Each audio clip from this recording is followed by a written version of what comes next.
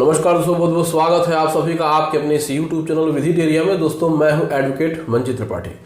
दोस्तों आज की इस वीडियो में हम आपको बताएंगे कि बैंक अगर आपके ऊपर लोन नहीं पेमेंट करने पर आपराधिक मुकदमा किसी भी सिविल कोर्ट में करता है तो वो किन किन धाराओं में करता है और उन धाराओं में क्या बताया गया है, उन धाराओं में क्या सजा का प्रावधान है और किस तरीके से बैंक आपसे पैसा वसूलने के लिए आपके ऊपर दबाव डालता है।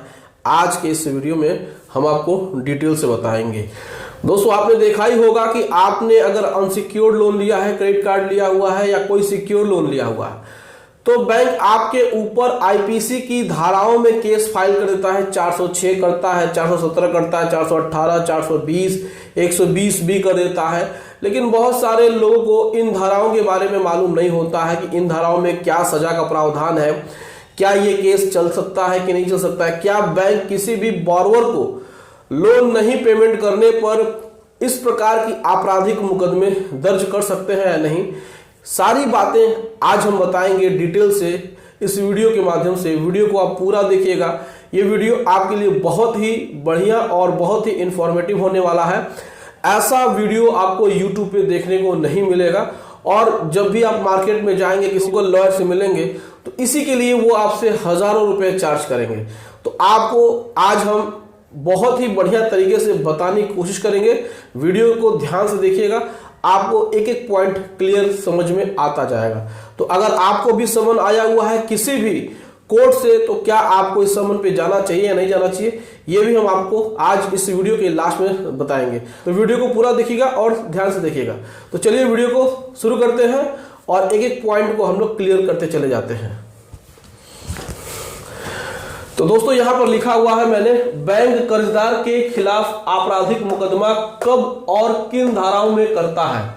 देखिए किन और कब मतलब यह है कि कब वो करता है और किन धाराओं में करता है।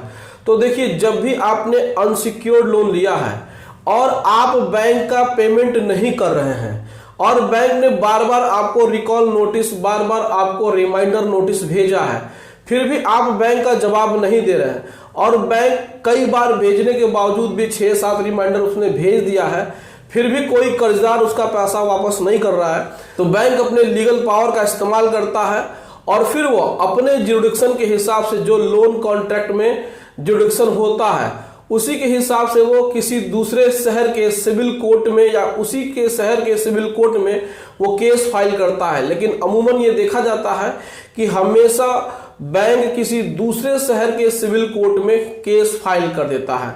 जैसे बजाज वगैरह है, ये लोग सीधे कोलकाता में फाइल करते हैं। एयू स्मॉल फाइनेंस है तो वो सीधे आपका फाइल करेगा जयपुर राजस्थान में। बहुत सारे लोग अलग अलग जगहों पे करते हैं। तो जब सिविल कोर्ट से आपको समन आता है तो उसमें कुछ धाराएं लिखी होती हैं जिसमें जो कि आईपीसी यानी कि इंडियन पीनल कोड की धाराएं लिखी होती है और उन धाराओं में क्या क्या सजा है और कितने साल की सजा हो सकती है इस बारे में कुछ नहीं लिखा होता है। आपको सिर्फ एक केस नंबर लिखा होगा और कुछ धाराओं का नाम लिखा होगा और कुछ धाराओं का नंबर लिखा होगा कि आपको 406, 417, 418, 420 और 120 भी। लेकिन इन धाराओं में कितनी सजाएं होती हैं आपको समझ में नहीं आती हैं।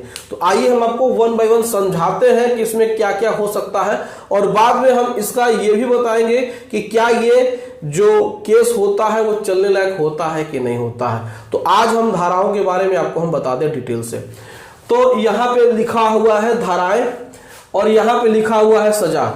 तो किन किन यानी कि आईपीसी की धाराओं में ही होता है, क्योंकि भारतीय दंड संहिता में ही आपको अपराध करने के लिए सजा का क्या क्या प्रावधान है उसी में दिया हुआ है कि कौन सी सजा कितने साल के लिए है, ये सब आपको आईपीसी में ही मिलती है।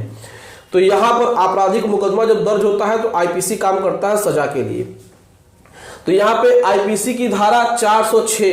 अब 406 में क्या होता है?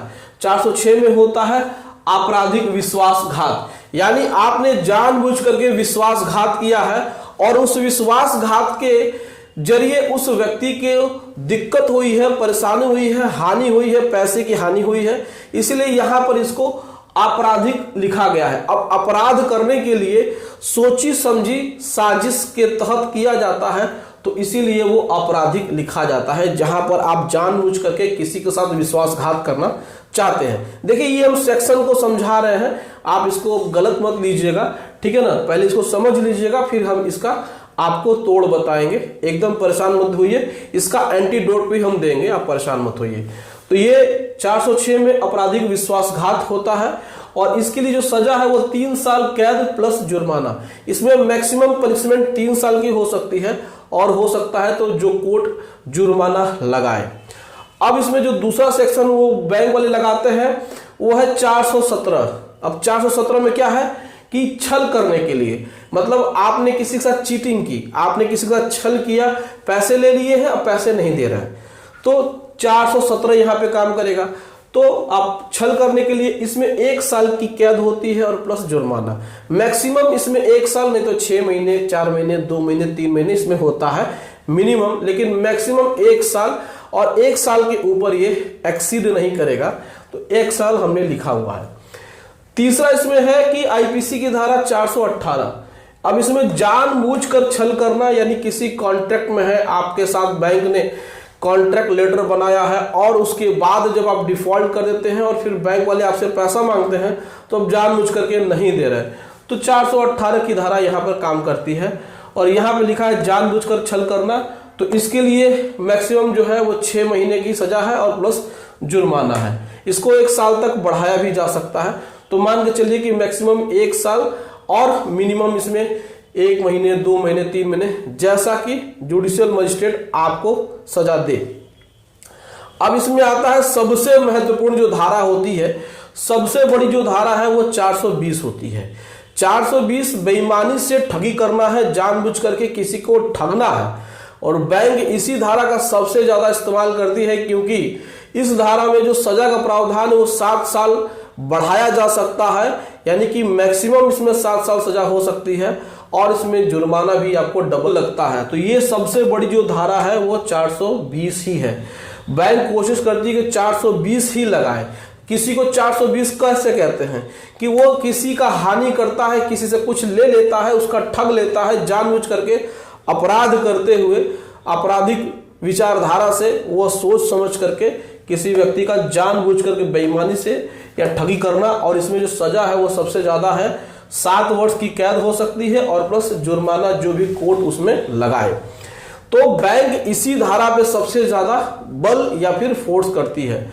आगे आपको बता दें आईपीसी की धारा 120B, इसमें क्या होता है कि कोई भी अपराध करने का षड्यंत्र रचना यानी साजिश रचना, इसमें होता है अपराधों की साजिश करना, और इसके लिए 2 साल की सजा है और प्लस जुर्माना है।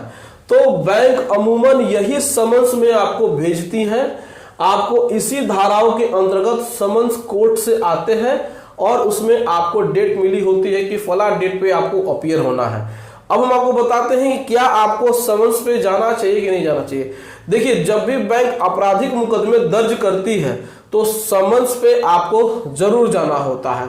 अगर आप नहीं जाएंगे तो आपके खिलाफ वारंट आ जाएगा, वारंट पे भी नहीं जाएंगे तो फिर आपके खिलाफ नॉन बेलेबल वारंट आ जाएगा, फिर पुलिस पकड़ करके लेके जाएगी, फिर उस संबंधित मजिस्ट्रेट के सामने आपको पेश करेगी।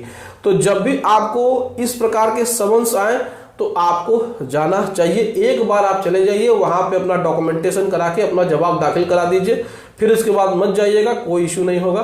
फिर जब महत्वपूर्ण डेट पड़ेगी तो आप उसमें जा सकते हैं। तो आज की इस वीडियो में मैंने आपको बताया कि बैंक समन्स में जो ये धाराएं 5 धाराएं भेजता है, 406, 417, 418, 420 और 120B, इन धाराओं में क्या लिखा होता है, इसमें कितनी सजा होती है। तो ये इन्फॉर्मेशन आपको कैसी लगी आप हमें कमेंट करके अपनी राय जरूर बताइएगा। वीडियो अच्छी लगी हो तो वीडियो को लाइक करिए और उसे ज्यादा से ज्यादा लोगों में शेयर कर दीजिए, ताकि लोगों को इससे फायदा भी हो सके और लोगों को कोई दिक्कत ना हो। और हमारे चैनल को सब्सक्राइब करके हमें सपोर्ट जरूर प्रदान करिए। दोस्तों, मिलते हैं अगली वीडियो में एक नए टॉपिक के साथ। तब तक आप अपना और अपने पूरे परिवार का ध्यान जरूर रखिए। Thank you so much. जय हिंद दोस्तों।